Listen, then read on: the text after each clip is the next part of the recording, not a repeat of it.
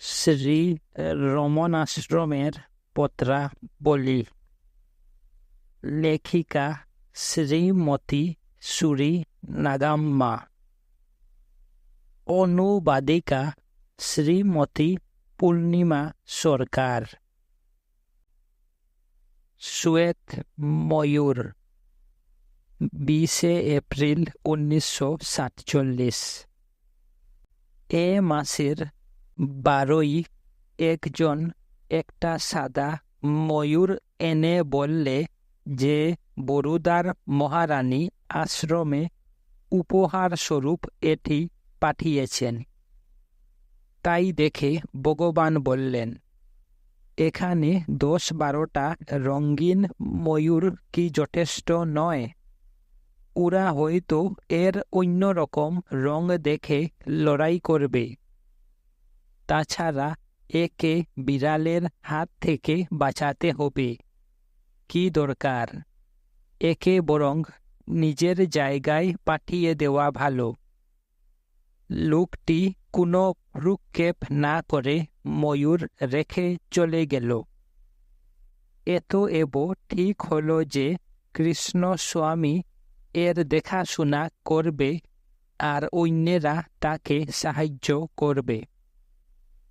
সেদিন বিকালে আশ্রমে গিয়ে দেখি যে ভগবান কাছে বসা লোকদের ময়ূর সম্বন্ধে বলছেন, দেখো, একবার একজন দিয়াশলাইয়ের বাক্স তৈরির কারখানার মালিক একটা বল্লী নামে ছোট হরিণ এনে ওখানে রেখে গিয়েছিল। এটা আশ্রমে খুব বেড়াতো। চুলার ডাল ও মুরু মুরু অর্থাৎ কাঠি ভাজা মিশিয়ে তাকে থালায় করে দিলে এটা মুরু মুরু না খেয়ে সব ডালকটি বেচে খেয়ে ফেলত। একটিও থালার বাইরে ফেলত না। তারপর যখন ছাগলের পালের সঙ্গে পাহাড়ে যেতে আরম্ভ করলে লোকেরা জানত যে এটা আশ্রমের, তাই একেও ফিরিয়ে আনত। পরে নিজেই ফিরে আসত। সেজন্য আমরাও ছেড়ে দিয়েছিলাম। একজন পঞ্চমা অর্থাৎ 4 বর্ণ থেকে নিচু জাতি মেরে খাওয়ার জন্য এর পা ভাঙলে একজন যে একে চিনত সে একে সমস্ত রাস্তা ঘাড়ে করে বয়ে নিয়ে এলো। খুব রক্তপাত হচ্ছিল। আমরা সেবা শুশ্রূষা করলাম, কোনো ফল হলো না। কয়েকদিন পরে সে আমার কুলে শুয়ে মারা গেল। আন্নামালাই স্বামী ও আমি ওইদিকে ধাপের কাছে পাহাড়ের তলায় তার একটা সমাধি তৈরি করেছিলাম। এই শুনে অবাক হয়ে আমি বললাম, ঋষিরা বলেছেন যে ভারতখণ্ডে ঈশ্বর অবতার রূপে পশু পাখিদের মুক্তি দেন। এও দেখছি তাই। ময়ূরটা কোথাও পালিয়ে গিয়েছিল। কৃষ্ণস্বামী তাকে ধরে নিয়ে এলো। ভগবান এক হাতে ঘাড়টা ধরে অন্য হাতে দিয়ে গলা থেকে বুক অবধি হাত বুলাতে বুলাতে বললেন, দুষ্টু ছেলে, কোথায় গিয়েছিলে? এরকম করে পালালে আমরা তোমায় কি করে সামলাবো? যেও না, বুঝলে? ওদিকে হিংস্র জানোয়ার আছে, এখানে থাকো না কেন? এই রকম মিষ্টি কথায় বুঝালেন। এরপর সে আর অনেক দিন আশ্রমের বাইরে যায়নি, কিন্তু আশ্রমের মধ্যে অন্যান্য কুটিরে যেতে শিখেছিল। এটা দেখে ভগবান বলতেন, এ যেন ঠিক সর্বাধিকারী। আজ বিকাল 2:30টার সময়ে গিয়ে দেখি রেডিও বাজছে, ইলেকট্রিক পাখা ঘুরছে। ময়ূরটা রেডিওর কাছে চোখ বুজে চুপ করে বসে আছে। যেন ধ্যান করছে। এ দেখে একজন বললে, দেখো কি মন দিয়ে শুনছে। ভগবান বললেন, ময়ূরেরা সঙ্গীত প্রিয়, বিশেষত বংশীধ্বনি। যদিও এটা সাদা, কিন্তু অন্যগুলোই বেশি সুন্দর। কেউ একজন ময়ূরকে দেখিয়ে এই বললে। ভগবান বললেন, তা সত্ত্বেও এর একটা নিজস্ব সৌন্দর্য আছে। অন্যদের অনেক সুন্দর সুন্দর রং, এটি কোনো রং ছাড়া একেবারে খাঁটি সাদা। তার অর্থ অন্য গুণ বা উপাধি ছাড়া শুদ্ধ সত্য, অর্থাৎ শুদ্ধ আত্মা। দেখো, বেদান্তের পরিভাষায় ময়ূরের উদাহরণ নেওয়া যায়। অন্য ময়ূরদেরও জন্মাবার সময়ে এত রং থাকে না, একটাই রং থাকে। বড় হলে অনেক রং হয়। যখন তাদের পুচ্ছ হয় তখন কত চন্দ্রক হয়। দেখো কত রঙের বাহার আর কত চন্দ্রক। আমাদের মনও এরূপ। জন্মানোর সময় এর কোনো বিকার থাকে না, পরে ময়ূরের রঙের মতো কত রকম কর্মপ্রেরণা আর কত কল্পনার উদয় হয়। কোনটা পা আর কোনটাই বা মাথা? আজ বিকালে 3টার সময়ে একজন ভক্ত ভগবানের সোফার কাছে দাঁড়িয়ে বললে, স্বামী, আমার একটি মাত্র ইচ্ছা যে একবার আপনার পায়ে মাথা ঠেকিয়ে প্রণাম করি। ভগবান আমায় অনুমতি দিন। ভগবান বললেন, ও, এই ইচ্ছা? কিন্তু বলো তো, পাই বা কি আর মাথাই বা কি? কোনো উত্তর হলো না।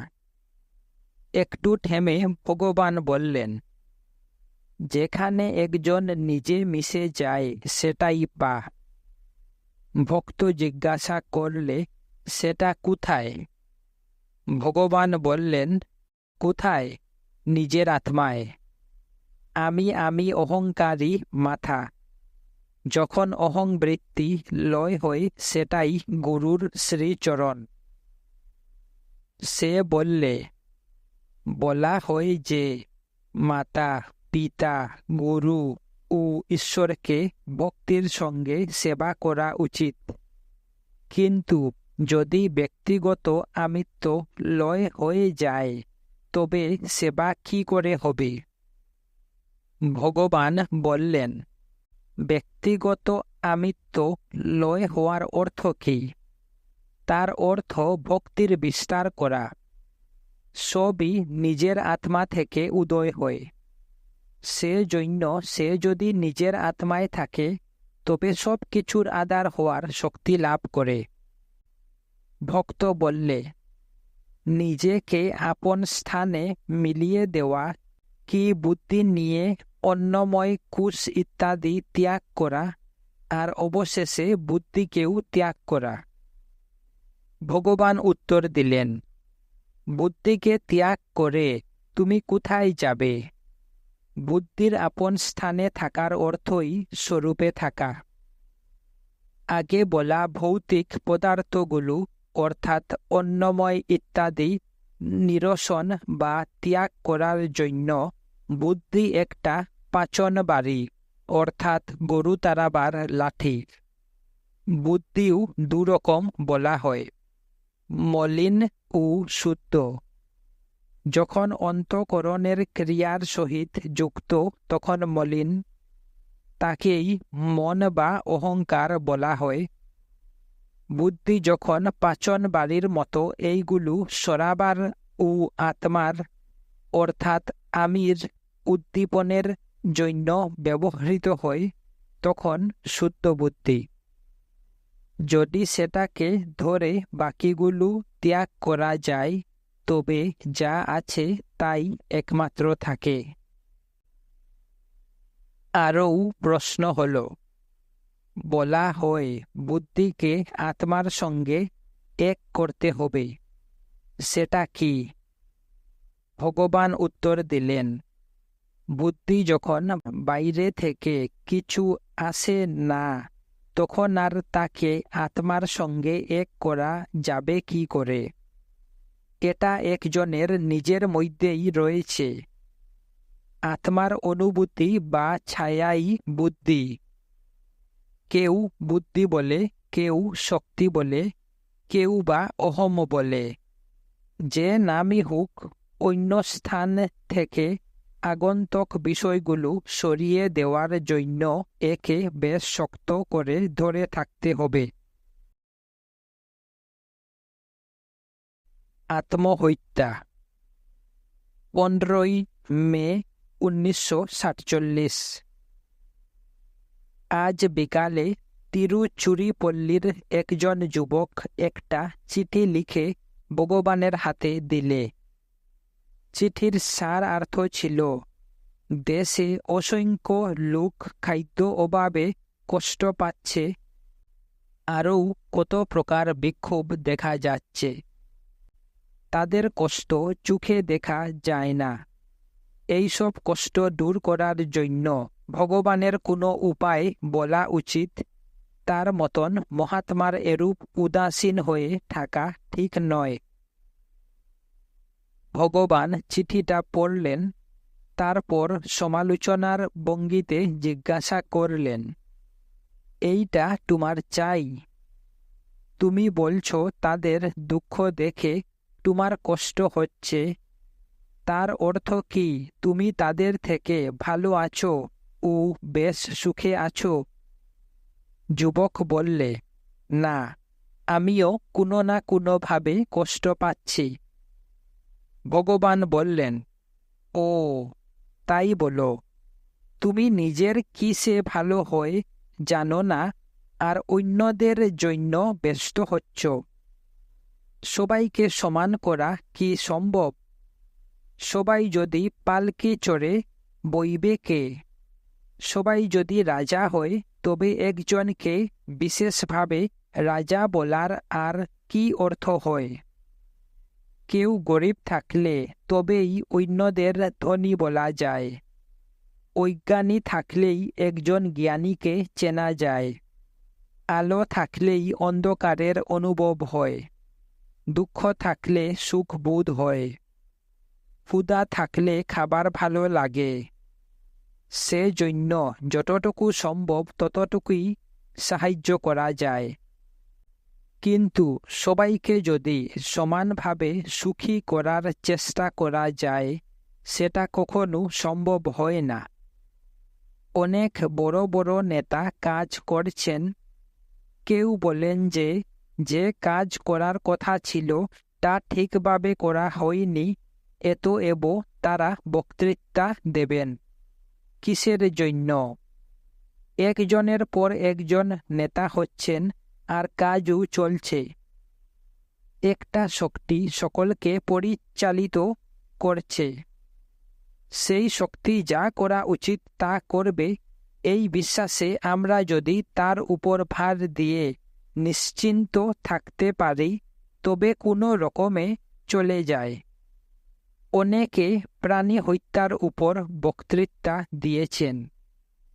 যদি লোকেরা তাদের কথা না শুনে, তারা বলেন, তাহলে তারা আমরণ অনশন করবেন। আমরা আত্মহত্যা করব বা জীবন দিয়ে দেব।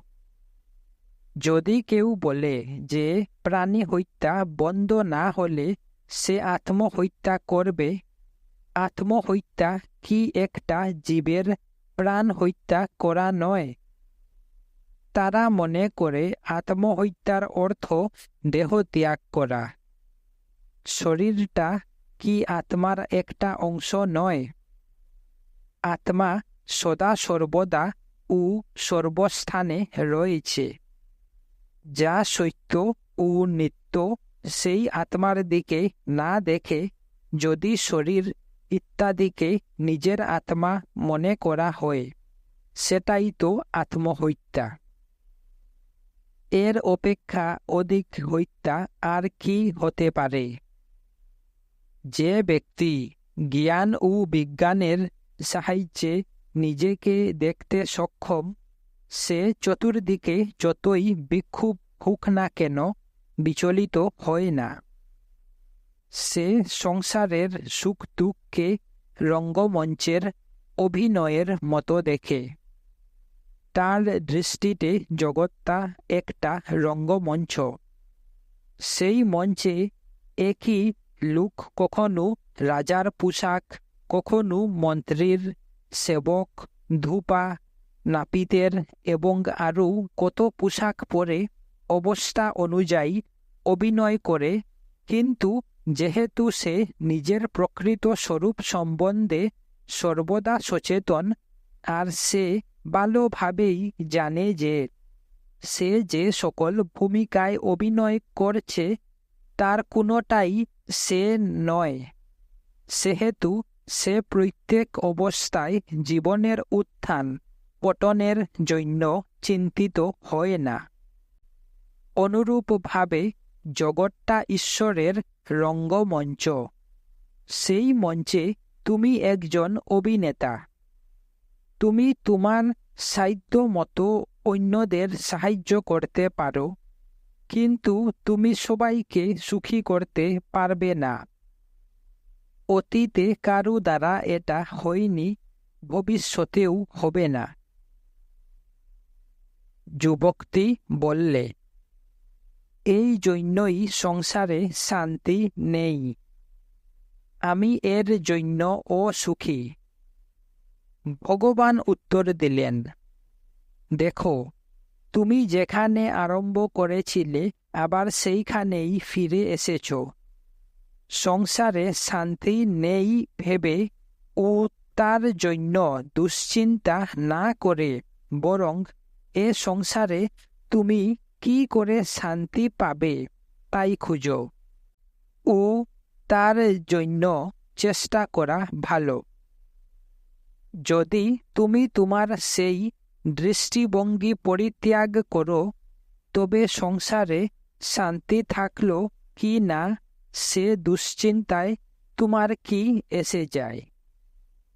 যদি তোমার নিজের মনে শান্তি থাকে, তবে সমস্ত জগৎ শান্তিময় মনে হয়। বলো দেখি, তোমার কি সেই শান্তি আছে? সে বললে, না। ভগবান বললেন, ও তাই বলো, তোমার শান্তি নেই।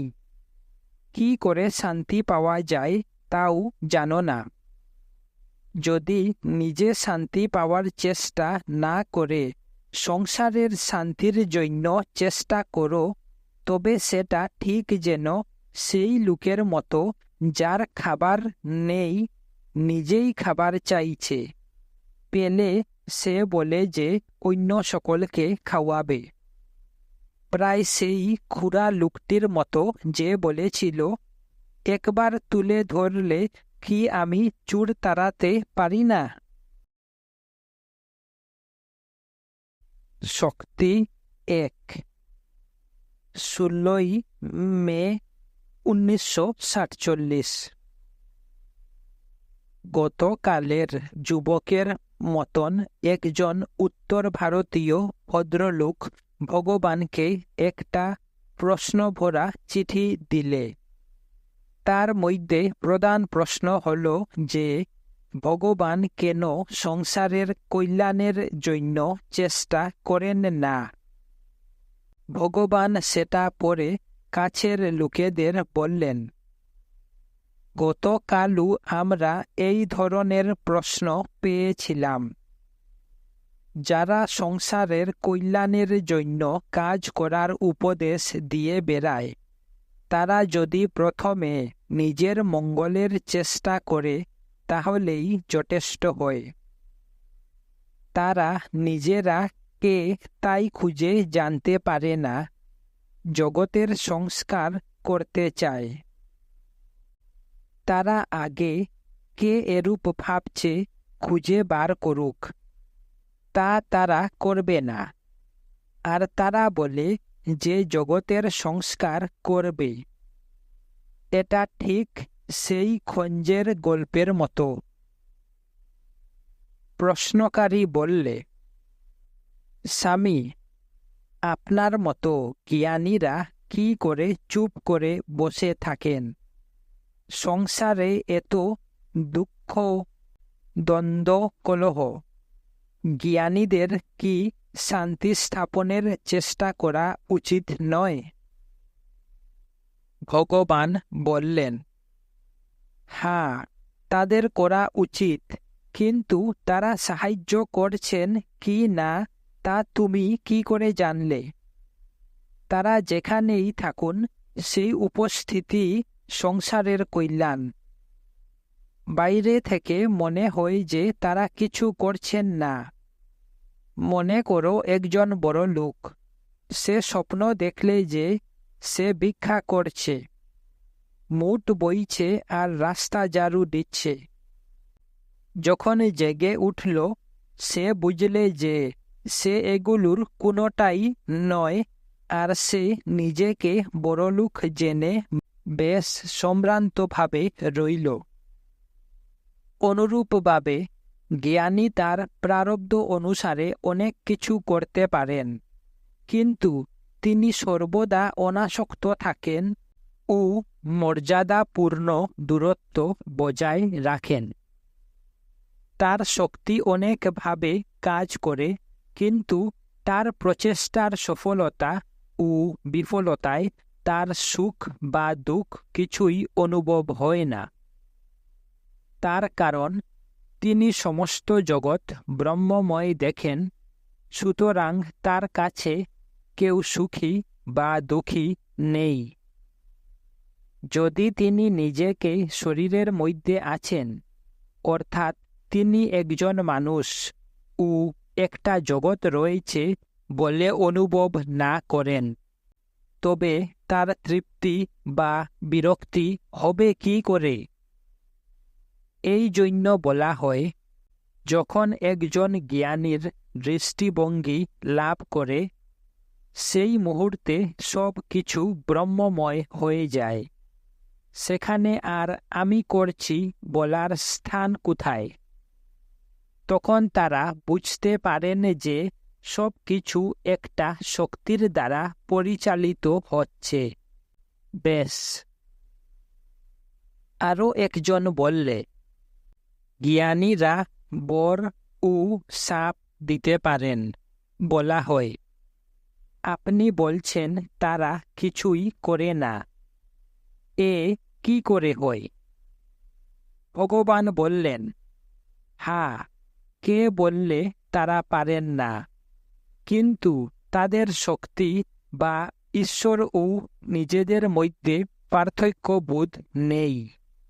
শক্তি যা আছে সেটা এক। তারা জানেন যে তাদের কর্ম সেই শক্তি দ্বারাই পরিচালিত হচ্ছে। তারা আমি কর্তা এই বোধ থেকে নিজেদের দূরে রাখেন। তাদের বিদ্যমানতাই জগতের কল্যাণ। তারা তাদের প্রারব্ধ অনুসারে বা করণীয় তাই করে যান। প্রারব্ধ বা ভাগ্য। 17 মে 1947। আজ সকাল 9টার সময়ে একজন ভক্ত ভগবানকে উদ্দেশ্য করে বললে, আপনি কাল বললেন যে জ্ঞানীরা প্রারব্ধ অনুসারে কাজ করেন, কিন্তু বলা হয় যে জ্ঞানীর কোনো প্রারব্ধ নেই। ভগবান ধীর সুরে বললেন, তাদের যদি প্রারব্ধ না থাকে তবে শরীর হয় কি করে, আর তারা বহুবিধ কাজই বা করেন কি করে? জ্ঞানীর কাজগুলি প্রারব্ধ। বলা হয়েছে যে ব্রহ্মা থেকে সদাশিব অবধি সবার আর রাম ও কৃষ্ণ অবতার এবং অন্যদেরও প্রারব্ধ আছে। গীতায় লেখা আছে, সাধুদের রক্ষার জন্য, দুষ্কৃতিকারীদের বিনাশের জন্য আর ধর্ম সংস্থাপনের জন্য আমি যুগে যুগে জন্মগ্রহণ করি। এই শ্লোকে বলা হচ্ছে, যখন সাধুদের গুণ ও দুষ্কৃতকারীদের দোষ মিলে প্রারব্ধ সৃষ্টি হয়, তখন তাকে ধর্ম সংস্থাপন করতে হয়। তাকে পরেচ্ছা অর্থাৎ অন্যের ইচ্ছায় প্রারব্ধ বলে। শরীরটাই প্রারব্ধ। যে কাজের জন্য শরীরটা হয়েছে সেটা নিজে থেকেই হয়ে যাবে। গতকালের প্রশ্নকারী বললে, গীতাতে কর্মযোগের প্রাধান্য দেওয়া হয়েছে। ভগবান বললেন, ওহো, তাই নাকি? কেবল কর্মযোগ নয়, অন্যগুলোর কি হলো? তুমি যদি সবগুলো বুঝো তবেই কর্মযোগের রহস্য বুঝবে, তা তো করবে না। গীতায় লেখা আছে, আমি অগ্নিহোত্রাদি, আমি যজ্ঞ, আমি শ্রাদ্ধাদি, আমি ঔষধীয় গাছগাছরা, আমি মন্ত্র, আমি যজ্ঞের হবি, আমি যজ্ঞের অগ্নি, আর আমি হোম। এই কথা বলার আগে শ্রীকৃষ্ণ গীতায় বলেছেন, হে ধনঞ্জয়, এ সকল কর্ম করেও আমি আসক্ত না হয়ে উদাসীন থাকি, সুতরাং তারা আমায় আবদ্ধ করতে পারে না। আরও বলা হয়েছে, যিনি উদাসীন হয়ে থাকেন তিনি গুণের কর্মের জন্য বিচলিত হন না। গুণেরাই কর্ম করে জেনে স্থির হয়ে থাকেন। শ্রীকৃষ্ণ বললেন, সুখে দুঃখে যার সমভাব, যিনি আত্মস্থিত, যার কাছে মাটির ঢেলা, পাথর ও সোনা সমান, প্রিয় ও অপ্রিয় যার তুল্যবোধ, যার নিন্দা স্তুতিতে সমভাব ও যিনি ধীর, যার মান অপমানে সমান বোধ, যার নিকট শত্রু মিত্রের ভেদ নেই, যার কোনো কর্মপ্রেরণা নেই, তাকেই গুণাতীত বলে। এই সবই বলা হয়েছে। যে মহাপুরুষদের কথা বলা হয়েছে তারা আত্ম উপলব্ধি করেছেন। তাদের বাহ্য আচার ব্যবহার যাই হোক, শিষ্য, ভক্ত, উদাসীন ও পাপ আত্মা, এই 4 প্রকার ব্যক্তি জ্ঞানীর কৃপায় রক্ষা পায়। শিষ্য তাদের গুরু বলে পূজা করে সত্য নির্ণয় করে মুক্তি লাভ করে।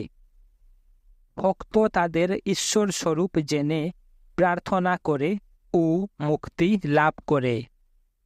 গুরু যা বলেন শুনে উদাসীন উৎসাহিত হয়ে ভক্ত হয়।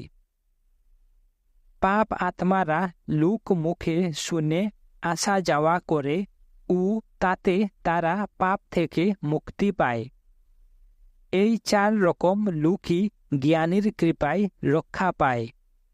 ভগবান বললেন, কেউ একজন বললে, আপনি বললেন পাপীরা পাপ থেকে মুক্ত হবে, সেটা কি অন্যদের কথা শুনে কিংবা নিজেদের মধ্যে আলাপ আলোচনা করে?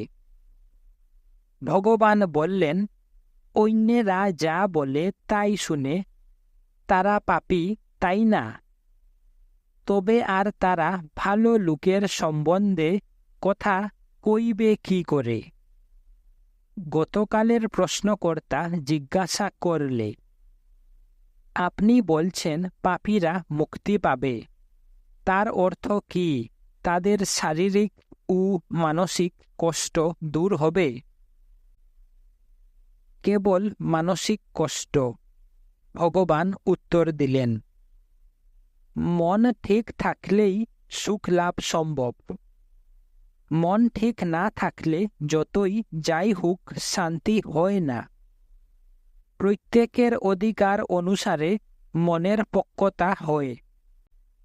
একজন নাস্তিক বিশ্বাসী হয়, একজন বিশ্বাসী ভক্ত হয়, একজন ভক্ত জিজ্ঞাসু হয়, আর জিজ্ঞাসু জ্ঞানী হয়। এসবই মনের সম্বন্ধে বলা হয়। জ্ঞানীর সম্বন্ধে এসব বলে কি লাভ? মনে শান্তি থাকলেই কেবল শরীরে নয়, জগৎ সংসারেও শান্তি হয়। সুতরাং কি করে নিজে শান্তিতে থাকা যায় আর উপায় খোঁজা উচিত। আত্মা অনুসন্ধানের দ্বারা আত্মাকে জানা ছাড়া এটা হয় না। এটা না করে জগৎ উদ্ধারের চেষ্টা করা ঠিক যেন চলার সময় কাটা খুচার আঘাত থেকে রক্ষা পাওয়ার জন্য নিজের পায়ে জুতা না পরে সমস্ত জগৎকে চামড়া দিয়ে ঢেকে নেওয়ার মতলব করা। নিজের মাথায় ছাতা ধরলেই রৌদ্র হতে রক্ষা পাওয়া যাবে।